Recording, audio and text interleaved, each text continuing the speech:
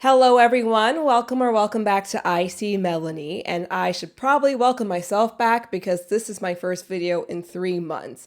And so I'm glad to be back with you, and I'm glad to be talking about the bear today. So if you were watching my channel last summer, you know that I did review videos on season 3 of The Bear. And I unfortunately did not really care for that season. I think it's the weakest season of The Bear. And I was worried that season 4 might have followed in its footsteps, but luckily I think season 4 is back to Bear form. I thoroughly enjoyed this season. Admittedly, I have watched the entire thing. I won't spoil anything in this review of episode 1, but I have seen the entire thing. And mostly the reason why I finished everything before filming my reviews is that there are spoilers all over Twitter, all over the internet. So I wanted to watch everything before I got spoiled online.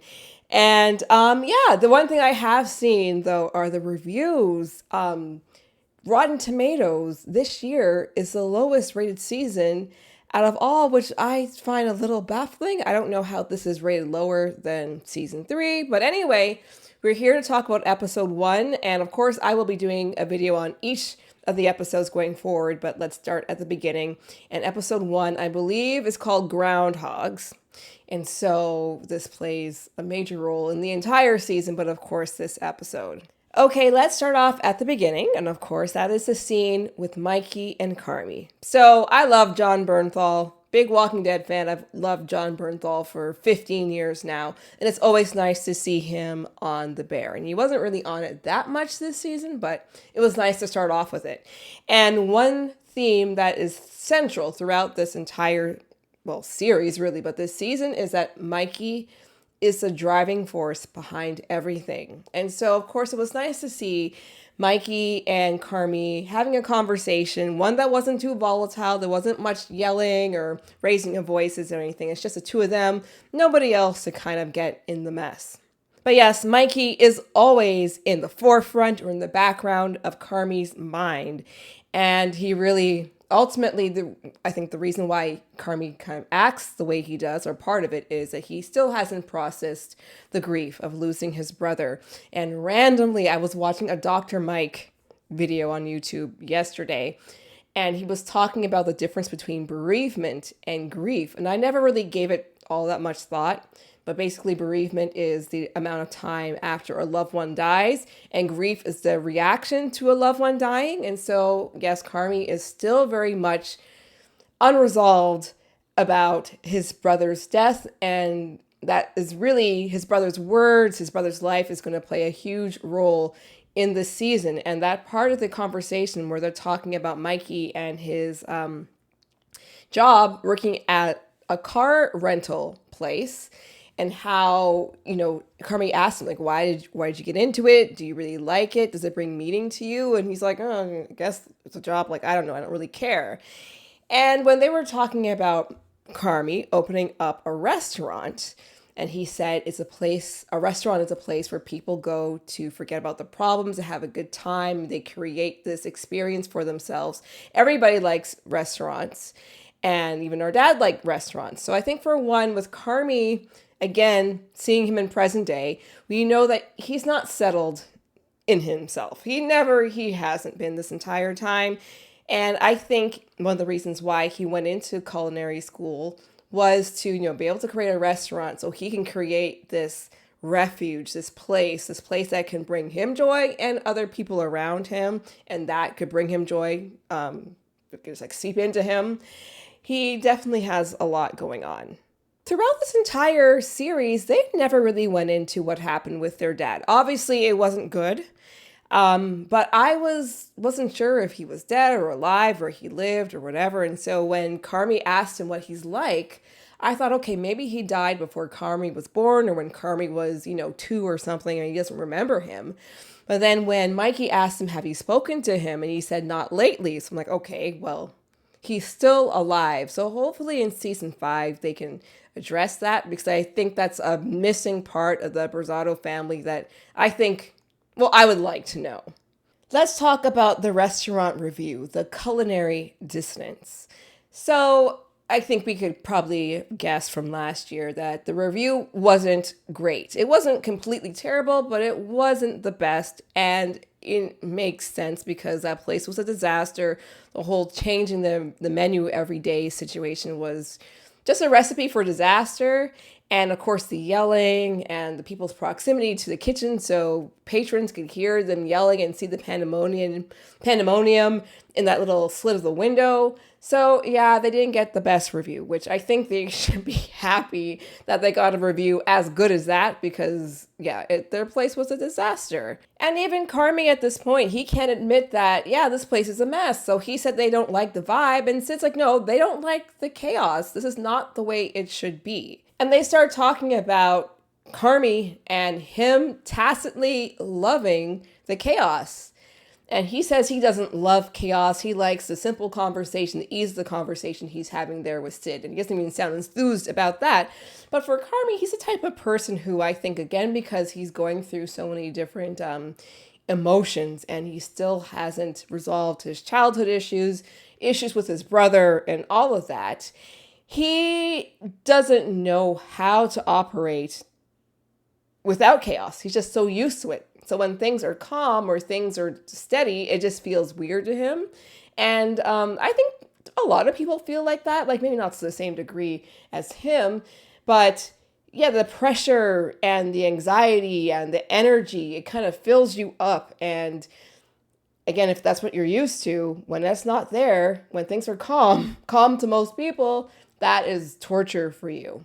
So at this rate, he just can't function without chaos. That is his modus operandi. That's how he survived. That's how he went through culinary school. That's how he dealt with the death of his brother. It's just part of Carmy's personality at this point. Another theme of this episode is that everyone either wants to improve or they're trying to, but they just feel stuck. So Richie has improved quite a lot. And I love Richie. Like every season, I like his character more and more. So we can tell just the way he talks. He has been either watching a lot of TED Talks, he's been reading a lot of self-help books or something. And he's Mr. Elegant. He's too elegant. He blamed the flower budget on his elegance.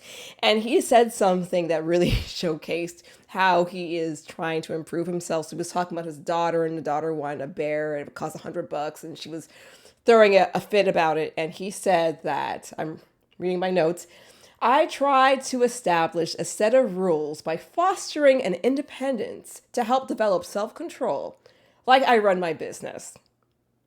So yeah, Richie's very fancy now, which is nice.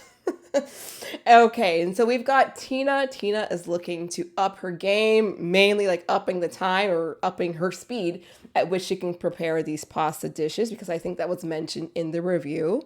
We've got Sweeps. He wants to provide extra value too, so he is looking to, become a wine sommelier so he can be an expert and advise people what to pair with their meals.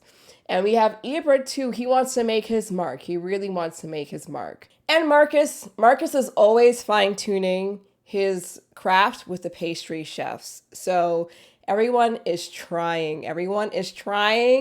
But some of the people who feel stuck are Sid. And Carmy always feels like he's in a bit of flux, but Sid feels stuck because she still hasn't signed that DocuSign. And it's been a while now too, because she had to sign that DocuSign early in season 3, and now she still hasn't signed it as yet, so she is stuck. Another theme that I picked out, or symbol I picked out, is that this restaurant, this kitchen, is literally like a pressure cooker. And shout out to my video that I did a few months back where I show you guys how to use a pressure cooker. I'll put a link to it, maybe check it out after this video. But basically, what do you have in a pressure cooker? Okay, you have to put ingredients in. You have a short amount of time. You expect a big output. And there is pressure coming in at all angles.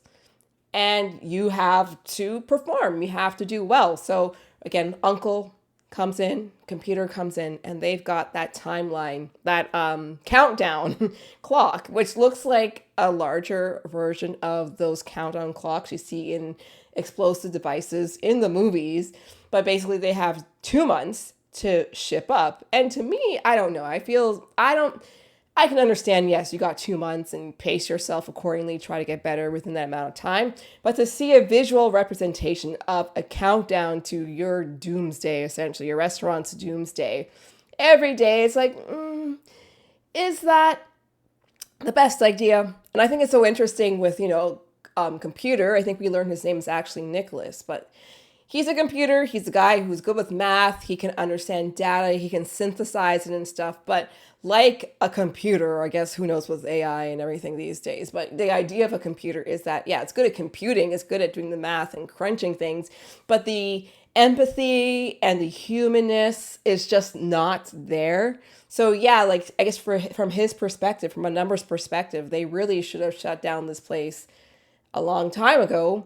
But okay, we're giving you this 2 month parachute and hopefully you can come out. I doubt it, but hopefully you'll come out. So it's just not a nice environment to be in, especially considering, they all love each other. They're all a family. They have a lot of camaraderie, but it was never a sane, chaotic place or non-chaotic place to be in. It was always kind of crazy. So adding this extra pressure cooker element onto it is not the best for these people. When computer and uncle are saying we've got 2 months and everyone's like, oh, okay, I guess we can make it work. We have to try really hard and all this.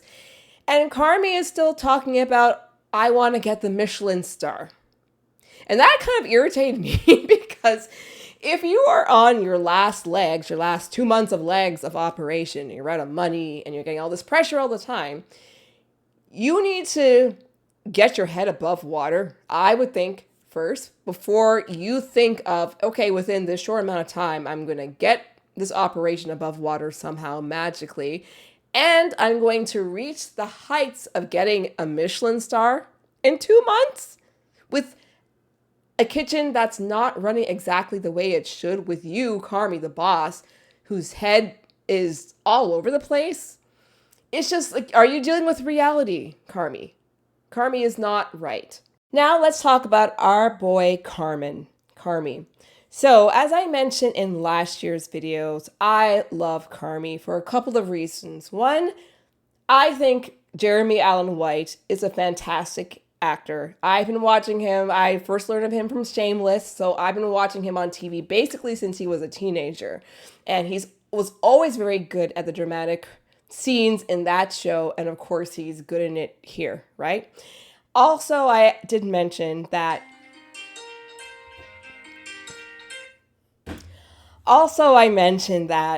Carmy and I have some similar personality traits, and they're not always like the best. I won't go into too many details as to what those personality traits are. I don't yell at people. I'm not short with people. I don't have like those bad things, but some of the more avoidant types of personality traits, we kind of have that in common, which I don't know why I'm telling you guys all this, but now you know a little bit more about me. And so with Carmy, okay, so I think, again, I think he knows he's chaotic, and I think he wishes he could not be as chaotic and stressful and all of that, but he just doesn't know how to do it. So all that being said, Carmy is dropping the ball. He's dropping the ball as a boss. He's dropping the ball as a partner to Sid. He's dropping the ball as a brother to Sugar, as an uncle to the baby girl. He is not doing well. He needs to do better, and he admits he's dropping the ball. And of course, he and Richie start off a little tiff that luckily doesn't really go anywhere, but yes, he isn't doing well. And my thing with Carmy is that we've seen this before. He's able to admit when he's wrong, but he never really corrects himself, and he keeps on making mistakes and hurting people and being disrespectful towards people. It's not malicious. He just doesn't know how to deal properly. And so now it's at a point where, again, we're in this pressure cooker type of situation, and he needs to put his words into action because he has a lot of people expecting him to perform. And so when Richie mentions that he hired some people, so it turns out it's the crew from Ever, and I'm not exactly sure what their title would be, because I always kind of got the impression that the chef would be kind of running the show in terms of orchestrating the time and stuff like that. I don't know, whatever. But they are there, and he should be so thankful to Richie that Richie thought, hey, I know these guys, their restaurant closed the other day. They like us. They can help us. They've been very good with Ever this entire time. So Carmy didn't think about that. Sid didn't think about that. And I guess in her situation, she probably wouldn't want to hire people because she's thinking of bouncing herself. So anyway, so that is basically my thoughts on the season 1 opening. I thought it was really good. And again, what I love about this show is just the character building. I love the food and all that stuff too. But the dynamics between all of them, and again, with Carmy, me relating to Carmy in a way that I really haven't related to any character I've ever seen on TV in my entire life or in the movies.